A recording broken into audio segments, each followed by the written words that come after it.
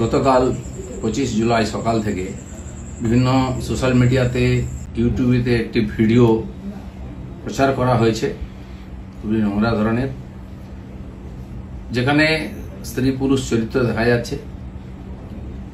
তাদের মধ্যে যে পুরুষ চরিত্র তার সঙ্গে আমার নাম যুক্ত করার চেষ্টা হচ্ছে। ভিডিও ঠিক কি ভুল তৈরি করা কিনা, কোন চরিত্র কারা করেছে আমরা কিছু জানি না, কিন্তু এর দ্বারা আমার ব্যক্তি চরিত্রকে হনন করার, আমার ব্যক্তি ইমেজকে ধ্বংস করার এটা খুব প্রচেষ্টা হয়েছে। একটি ষড়যন্ত্র চলছে অনেকদিন, সেই চক্র থেকে এটা করা হয়েছে। সেই জন্য আমার মনে হয়েছে যে এটার সত্য সামনে আসা উচিত এবং যারা এই চক্রান্ত করছে তাদেরকে আইনের সামনে আনা উচিত।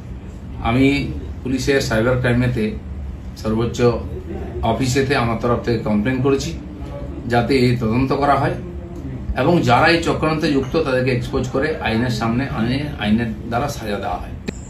আমি অপেক্ষা করছি পুলিশ কি করে। আর রাজনীতি এটা নতুন নয়, এ ধরনের চক্রান্ত চলতেই থাকে। অনেক বড় বড় নেতাদের, বড় বড় মানুষদের বিরুদ্ধে এই ধরনের চক্রান্ত হয়। এটা হচ্ছে শেষ অস্ত্র প্রয়োগ করে তাকে শেষ করে। আমাদের পার্টিতেও 5-6 বছর আগে বেশ কয়েকজন নেতার বিরুদ্ধে একজন মহিলাকে দিয়ে বলানো হয়েছিল। তার মধ্যে আরএসএস প্রচারক ছিলেন এবং পার্টির উচ্চ নেতৃত্ব ছিলেন। তিনি সোজা বলে দিলেন যে যে লোকেরা আমার সঙ্গে দেখা করেছে তারা আমাকে রেপ করেছে। তার উপরে পুলিশি কার্যবাহী হয়, কোর্ট কাছে, তারপরে শেষ চাপা পড়ে যায়।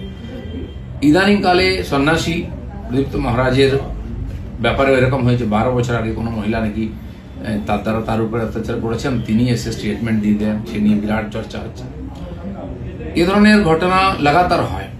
আমাদের পার্টির একজন বরিষ্ঠ নেতা আছেন মাননীয় সঞ্জয় যোশী, তার বিরুদ্ধে বিভিন্ন এই ধরনের ভিডিও সিডি করে সারা দেশে পাঠানো হয়েছিল। অনেক এটা নিয়ে আলোচনা হয়, পরে যখন ফরেন্সিক টেস্ট হয় দেখা গেল সেটা ফেক ছিল। সেই জন্য আমার ব্যক্তিগতভাবে যেহেতু আমাকেই আক্রমণ করা হবে, বদনাম করার চেষ্টা হচ্ছে, আমি পুলিশের কাছে, আইনের কাছে গেছি। আমি দেখতে চাই পুলিশ কি করে এই ধরনের চক্রান্তে, কারণ এর তো কারোর বিরুদ্ধে লড়াই করা সম্ভব নেই ভাবে। টাকা পয়সা দিয়ে চক্রান্ত করে যে কোনো মানুষকে যে কোনো সময় বদনাম করার চেষ্টা হচ্ছে। তো সেই চেষ্টার বিরুদ্ধে আইন আদালত একমাত্র আমাদের রাস্তা। আমি আইনের কাছে গেছি, লিখিতভাবে বিভিন্ন লিঙ্ককে সেখানে আমি পাঠিয়েছি যে যারা যারা এটা নিয়ে ইচ্ছাকৃতভাবে আমাকে বদনাম করার চেষ্টা করেছে তাদের বিরুদ্ধে ব্যবস্থা হোক।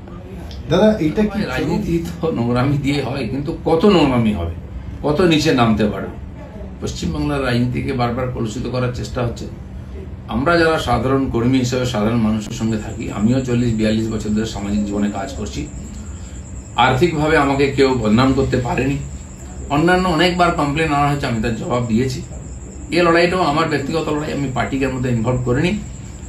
আর এই লড়াইটা আমি লড়ছি। আমি জানি না রাজনীতি কত নিচে নামবে, সেই জন্য এই চক্রান্তের যে রহস্য সেটা উদ্ঘাটিত হওয়া উচিত। গতকালকে দিলীপ ঘোষের নামে একটি অশ্লীল ভিডিও ভাইরাল করা হয়। আজকে তিনি তার ফেসবুক আইডিতে তিনি স্পষ্ট ভাষায় বলেছেন ভিডিওটি সম্পূর্ণ ভিত্তিহীন, উদ্দেশ্য প্রণোদিতভাবে আমার নাম জুড়ে দেওয়া হয়েছে। আমি সাইবার ক্রাইমে অভিযোগ করেছি। পুলিশ যদি ব্যবস্থা না নেয় আমি আদালতে যাব।